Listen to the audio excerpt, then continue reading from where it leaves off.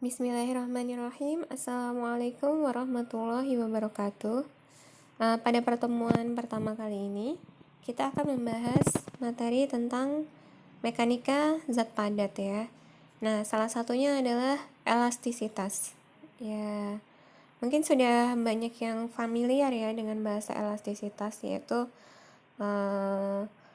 simpelnya, misalkan pada sebuah benda yang sifatnya elastis yang sering kita lihat dan kita gunakan itu adalah karet ya.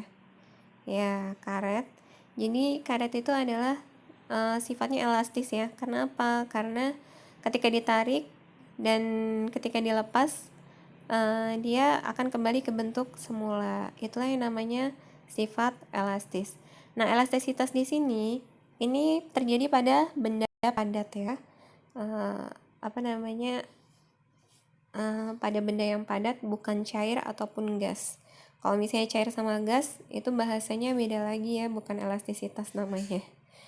Nah, selanjutnya adalah definisi ya.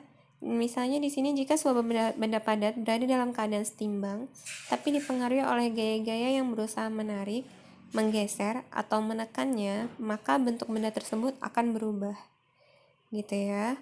Nah, jika gaya-gaya tersebut dihilangkan, maka benda akan kembali ke bentuk semula. Artinya, benda tersebut dikatakan elastis jika setelah ditarik, digeser atau ditekan dan dia kembali ke bentuk semula, maka benda tersebut bersifat elastis gitu ya.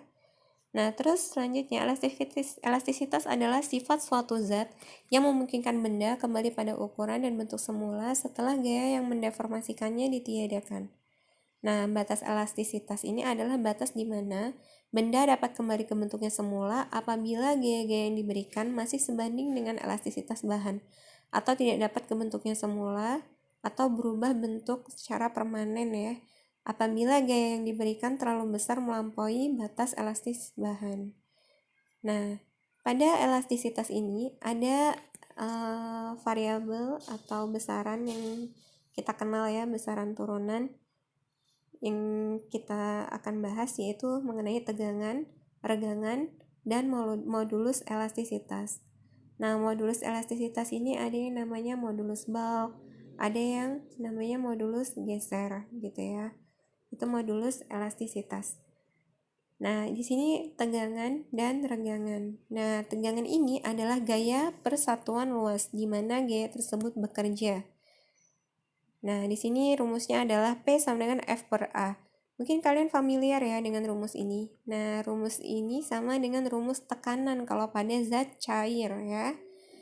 Nah, tapi kalau pada zat padat, tegangan, nah ini rumusnya sama saja, hanya penggunaannya yang berbeda. Di sini penggunaannya adalah pada zat padat ya, pada benda yang padat gitu. Nah, selanjutnya adalah regangan. Regangan merupakan perubahan yang dialami dibandingkan dengan keadaan awalnya. Nah, di sini delta L ini adalah perubahan panjang ya. Kalau regangan kan artinya misalnya pada karet, nah kita tarik tuh ya. Nah, artinya kan terjadi regangan, maka dia panjangnya yang semulanya adalah L0 berubah menjadi misal setelah ditarik panjangnya menjadi L gitu ya. Nah, maka perubahan panjangnya dilambangkan dengan delta L. Segitiga ini delta ya namanya. Nah, ini delta L ini adalah perubahan panjang. Nah, regangan ini rumusnya adalah perubahan panjang dibagi dengan panjang awalnya. Jadi delta L sama dengan L min L0 dibagi dengan L0 gitu ya. Atau regangan ini bisa juga, kalau L itu kan satuan panjang ya. Nah, bisa juga dalam satuan luas, atau kita juga bisa menghitung regangan dalam satuan volume.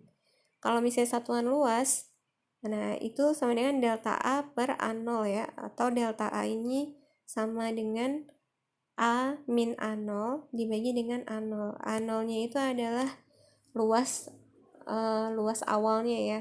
Ya. Terus habis itu delta V dibagi dengan V0. Nah, itu sama dengan delta A dibagi A0 ya. Hanya delta V ini kan volume. Kita tinggal menghitung aja rumus volumenya apa. Kalau misalnya rumus luasnya apa? Apakah dia luasnya berupa lingkaran? Apakah dia luasnya berupa segi 4 atau misalnya luas berupa segitiga gitu ya luas penampangnya. Nah, itu yang membedakan ya.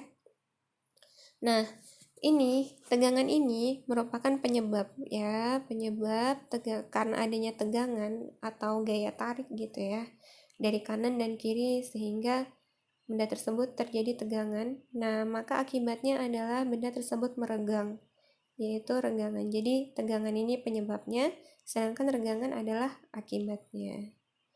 Nah, ini gambar tegangan tarik yang akan pertama kita bahas, tegangan tarik. Nah, di sini misal di sini sebuah logam ya, nah ditarik dengan gaya F ke kanan dan F ke kiri secara seimbang ya. Nah, maka dia akan bertambah panjang ya. Lihat gambar B-nya. Dia akan bertambah panjang baik panjangnya ataupun luas penampangnya gitu ya. Nah, maka dia akan semakin memanjang gitu ya, memanjang, atau misalnya dia kalau ditarik luasnya gitu kan, luas penampangnya juga akan semakin besar gitu ya, tergantung kita ingin melihat tegangan tariknya itu apakah kita mau ukurnya dari panjangnya atau dari luasnya gitu. Nah, terus selanjutnya adalah tegangan atau stres ya. Bahasa Inggrisnya itu stress gitu. Kalau misalnya renggangan bahasa Inggrisnya strain. Jadi stress and strain gitu. Biasanya kalau dalam bahasa di buku tuh familiarnya itu ya. Tegangan ini ialah gaya yang dialami benda persatuan luas. Nah, dirumuskan dengan kalau di sini tadi kan tegangan itu dilambangkan dengan P ya. P sama dengan F per A. Tapi ini hanya berbeda lambang saja. Nah, di sini pakai psi gitu ya. Psi sama dengan F per A gitu. Nah, ini misalnya ada contohnya. Contoh gambarnya, misal sebuah logam digantungkan atau menggantung gitu pada suatu dinding atau atap gitu, atau misalnya dia pada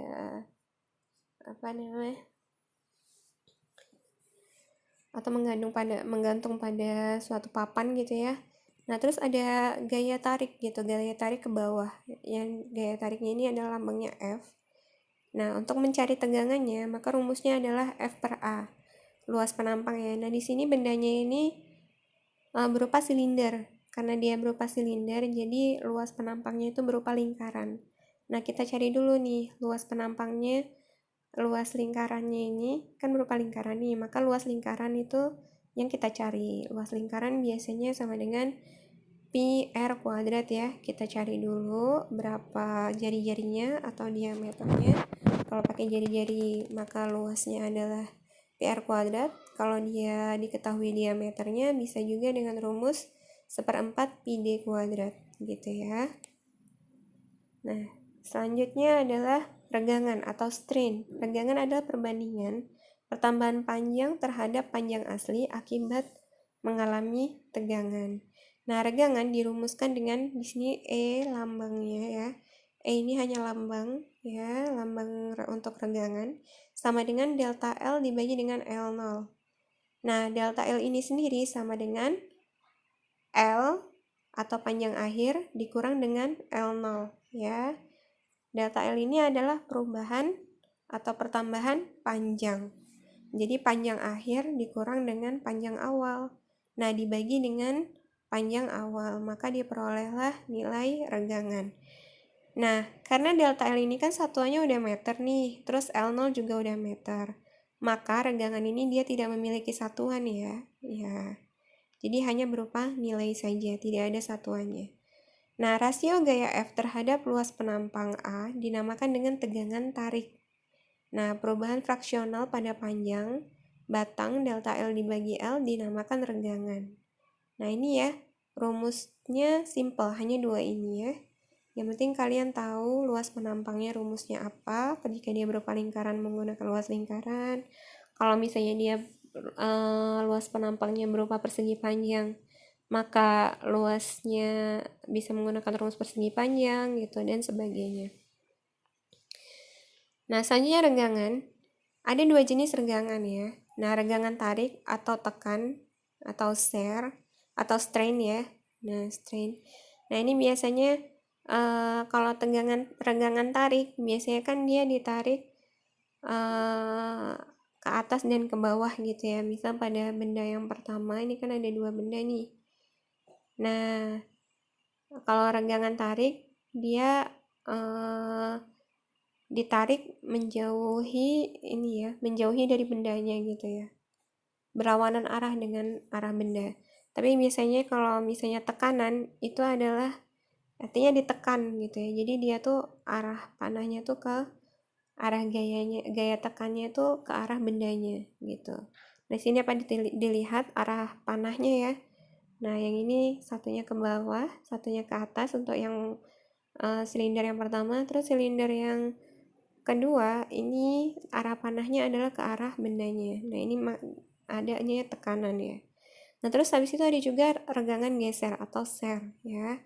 Nah, regangan geser ini apabila benda tersebut digeser gitu ya dari tempatnya semula gitu. Misalnya kalian yang nggak mudah digeser seperti ini kayak misalnya jelly ya. Kalau kalian pernah buat Nutrijel gitu atau misalnya kalian buat apa namanya ya agar-agar gitu. Nah, misalnya dia udah diletakkan gitu ya, terus kita agak diberikan gaya dorong dikit aja atasnya, seret gitu kan. Nah, maka dia akan bergeser ya. Artinya itu terjadi regangan geser ya. Nah, seperti itu. Nah, nanti untuk regangan geser ini ada modulus gesernya juga. Nah, kalau misalnya misal Nutrijel itu atasnya kita geser tuh, terus habis itu nanti ketika dilepas dia masih kembali ke bentuk semula. Nah, artinya Nutrijel tersebut itu memiliki elastisitas ya, masih bersifat elastis gitu. Tapi dia termasuk modulus geser ya elastisitasnya. Nah, di sini ada yang namanya kurva tegangan dan regangan ya. Nah, jadi ini ada kurva tegangan dan regangan. Nah, di sini adalah perbandingan tegangan dan regangan. Untuk yang horizontal itu adalah regangan ya, untuk yang vertikal di sini tegangan ya, atau X-nya regangan, Y-nya adalah tegangan. Nah, di sini dapat kita lihat dari tanda panah ini. Di sini kan ada simbol dari grafiknya, ini ada simbol A, B, C, D gitu ya. Nah, dari titik 0 ke A ya, ini misalkan pada suatu bahan, artinya ini pada bahan apa saja ya. Jadi kurva tegangan regangannya itu umumnya seperti ini gitu. Nah, jadi dari titik 0 ke A, ini benda masih bersifat elastis gitu ya. Nah, kalau benda bersifat elastis, maka dia berlaku hukum Hockeyan.